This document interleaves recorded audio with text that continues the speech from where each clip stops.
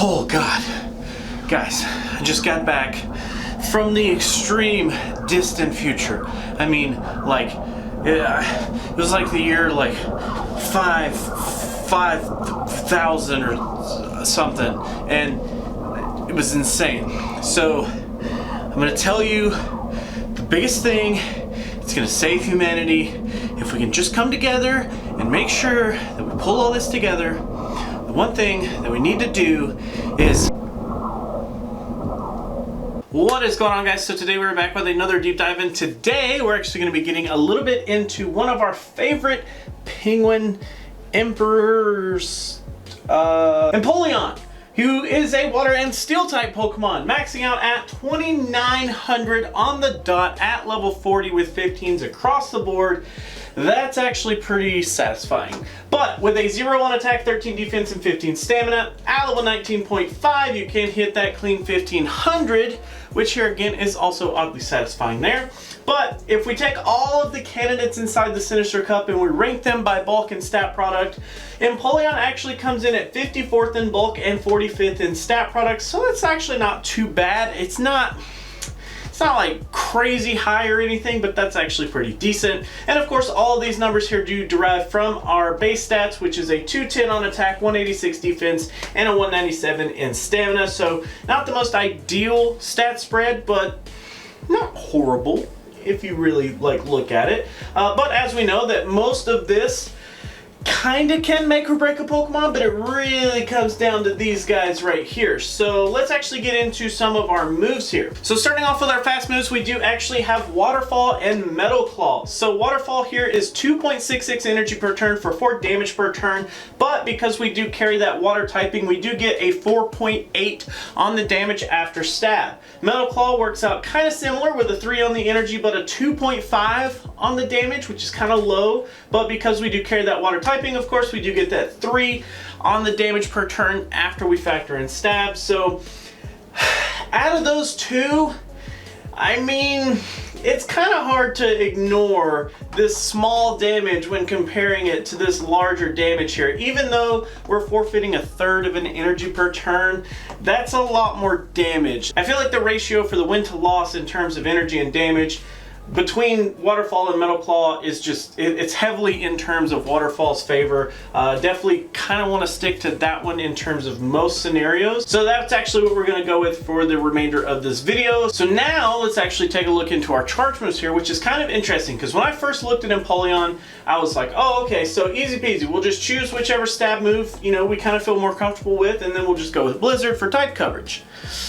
But interestingly enough, it doesn't really work out that way in the Sinister Cup, because out of all the simulations that I ran, all of the stuff that I tried to figure out, it ended up working out where both stab moves were preferred and Blizzard was just kind of like left over there to the side somewhere. In terms of that, we're actually going to go with Hydro Pump and Flash Cannon for the rest of this video, but let's actually compare these moves a little bit here. So basically, Hydro Pump and Blizzard are the exact same move, just kind of a little bit different in terms of the typing. So Hydro Pump, 75 energy for 130 damage at a 1.73. Because we do get stabbed, we do get bumped up to the 156 on the damage and the 2.08 in terms of our efficiency. Blizzard, like I said, the exact same thing, except we don't have stab, so we're stuck with the 130 for the 1.73 on the efficiency there. Flash Cannon though, 65 energy for 110 damage for a 1.69 on the damage per energy ratio. We do get stab here because we do have that steel typing association here. So a 132 after stab and a 2.03 on the efficiency. So our two moves that we end up going with are actually quite efficient. I mean, at least over that 2.0 mark is pretty nice to see. So in terms of our full moveset, we're going to go with Waterfall, Hydro Pump, Flash Cannon. That's going to be the definitive moveset for the rest of this video.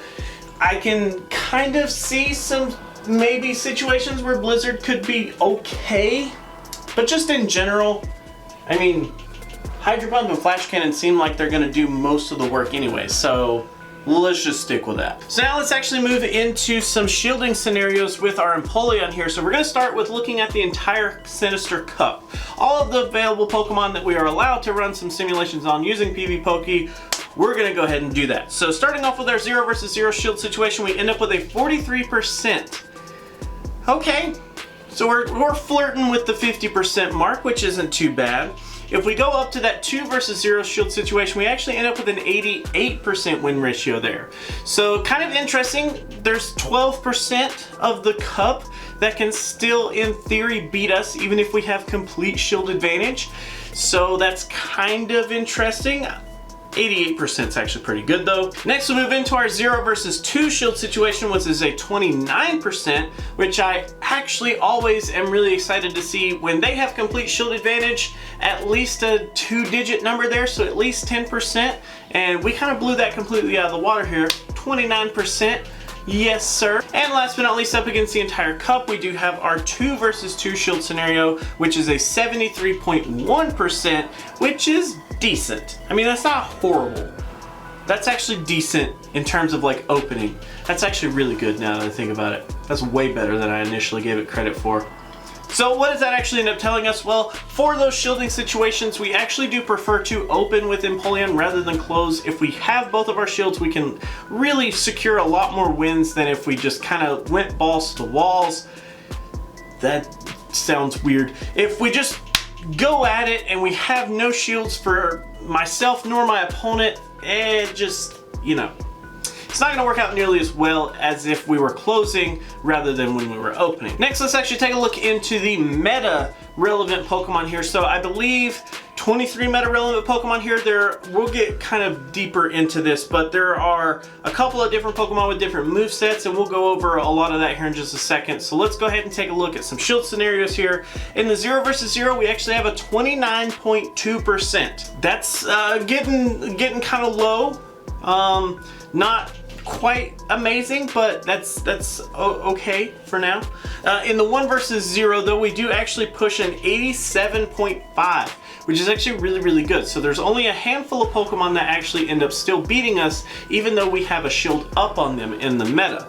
Next, moving on to our 0 versus 1 though, we actually end up with a 12.5%. So like I said, I still like to see that, you know, double-digit number there. 12.5 does actually satisfy that, so I'm okay with it. Last but not least, we do end up with the 1 versus 1, which is a clean 50%. So I'm not a huge fan of that, but it kind of works out for Empoleon. So let's actually take a look into that 50% here, and let's actually break down exactly which Pokemon we end up winning and losing up against. So starting off with our wins here, we do have Alolan Marowak with Hex, Haunter, Claydol, Girafarig, Bastiodon, Steelix with Dragon Tail. Then we have Banette, Lugia, Alolan Marowak with Fire Spin. Then we also have Gardevoir, Bronzong, and Mawile. So all those are actually going to be our wins in that 1 versus 1 shield scenario, just up against the meta. Now in terms of our losses though, Dusclops with Hex, Empoleon, Gallade, and Steelix with Thunderfang all end up being ties. So we do have those 4 ties that we don't explicitly lose, but we're still going to lose our Pokemon too, so just kind of write it off as a loss altogether. But Dusclops with Feint Attack, Cresselia, Probopass, Drifblim, Poliwrath with Bubble, Alolan Raichu, Medicham, and then Poliwrath with Mudshot are all the losses for us. So as you can kind of tell in there, Poliwrath is going to be kind of a big deal. Medicham, going to be kind of a big deal. If you can kind of get around, if you can kind of play around some of those fighting type moves, then you can really start to shine with Empoleon. But unfortunately, if you get caught dead in the water with a bunch of fists, just visualize this, okay? Bunch of fists punching a penguin in the ocean. It's bad time. So if we actually take a look at the meta relevant Pokemon and look by type, let's actually try to figure out by types which ones we're actually going to be decent up against and which ones we should really avoid. Obviously we talked a little bit about the fighting types here, so we basically have a big problem. Gallade we do tie up against, but both Poliwrath and Medicham give us huge problems, and that's pretty much the entire fighting type of the meta. Those 3 Pokemon, both Poliwraths included, are basically like the bread and butter of the fighting types this go around. So we lose pretty much hardcore to all of those. Gallade being a tie for what it's worth. I mean, just like I said, you still lose Empoleon either way, so it still kind of sucks. But in terms of the ghost types here, we're only losing to Dusclops with Feint Attack and Drifblim, but we also do have the tie up against Dusclops with Hex. So I guess if you want to like get down to the nitty gritty, Dusclops could in theory be more of a 50-50 chance of like at least taking out their Pokemon depending on which moveset they're running. Drifblim of course is going to give us a ton of problems, which is, you just gotta kind of take that for what it is. In terms of the psychic types, Gallade, which is a tie, which we already talked about in the fighting types, of course. Cresselia, Alolan Raichu, and then Medicham, which we already talked about in the fighting types as well. So the two newcomers here are the Cresselia and the Alolan Raichu. Out of both of those, I mean, what can you really do up against Cresselia? I mean, it's going to be a huge wall for a ton of Pokemon, and Empoleon is no different here. It doesn't have a whole lot to really penetrate through the wall that is Cresselia, and unfortunately Alolan Raichu can kind of get down and dirty if it needs to as well. So both of those are kind of an issue here again.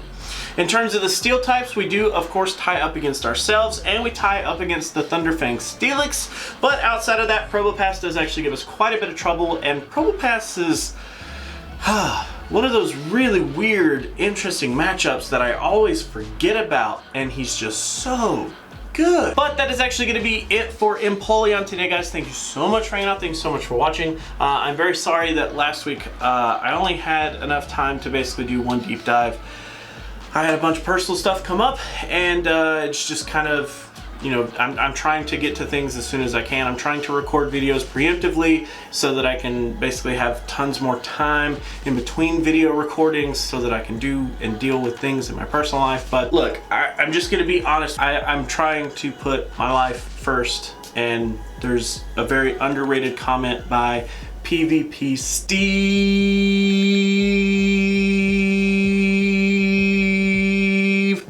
that we should always put our personal life and our livelihoods before anything else.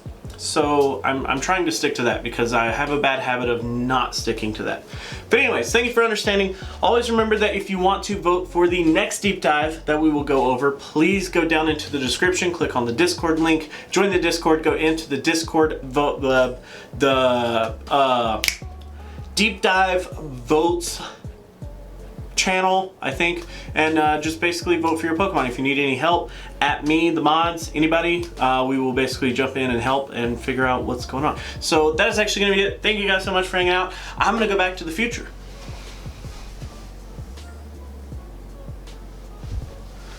But first, I'll play those ending credits. Thank you guys so much for watching. Always remember that if you like to like videos, you could do that, but if you don't, you could be that guy. Otherwise, let me know what you have to say down in the comments below about the video. I do highly appreciate you guys watching. If you guys want to support me in any way, there are several links down in the description for Patreon, joining the community here on YouTube, or even just directly PayPal if that's your thing. I greatly appreciate everyone's name that's on screen, as you guys have showed some sort of support outside of just viewing the videos, and I thank you guys. You don't understand from the bottom of my heart. So until our next video, guys, I will catch you then.